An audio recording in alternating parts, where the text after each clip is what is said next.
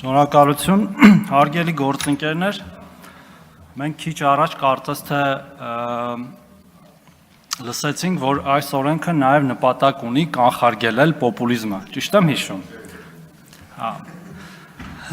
Ես ուզում եմ ասել, որ այս օրենքը կլասիկ օրինակ է պոպուլիզմի, հարգելի գործընկերներ։ Մոտավորապես այնպիսի օրինակ պոպուլիզմի, ինչպես օրինակ ոսկեպարով Արցախ գնալը։ Ասեմ ինչի։ Որովհետև նույն տրամաբանությամբ կարելի է նաև թիվ ֆիքսել։ Եկեք ֆիքսենք, որ այսուհետ պետք է լինի 100,000 դրամ թոշակը, մինիմալ։ Ինչի՞ չէ, օրենքով ֆիքսենք, հետո լսենք օրենքը չեք կատարում։ Ու անկախ նրանից ով է կառավարություն այդ պահին։ Բա այդ դեպքում պետական բյուջեի մասին օրենքով մյուս ծախսերը ո՞նց են անելու, հարգելի գործընկերներ։ Ամենայն հարգանքով բոլոր մեր կենսաթոշակառուների նկատմամբ։ Բա պաշտպանական ծախսերը ո՞նց են անելու։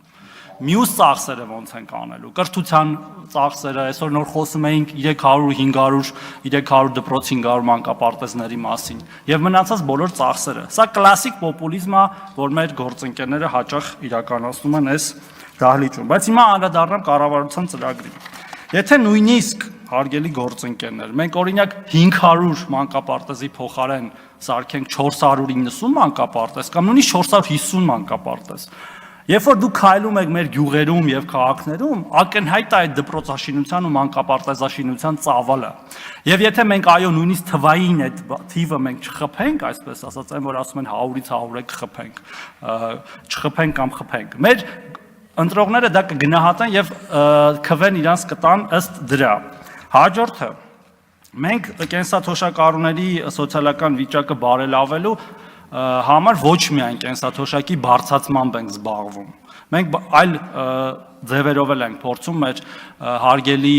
մեծահասակներին, որոնք մեր տատերն են, պապերն են, ծնողներն են, ապահովել ավելի բարելավված իրավիճակ։ Օրինակներ բերեմ։ Օրինակ նույն հետվճարի համակարգը, դա դրանցից մեկն է։ Երկրորդը տրանսպորտից օգտվելու զեղչը վերջերս ներդրված։ Երրորդը խոսք գնաց դեղերի ձեռբերման մասին։ Մենք տարբեր տեսակի կենսաթոշակառուների համար ունենք 30-ից 50% փոխհատուցման չափ։ Այսինքն, այս ամեն ինչը պետք է նայել ամբողջության մեջ։ Իհարկե մենք հեռու ենք իդեալական վիճակից,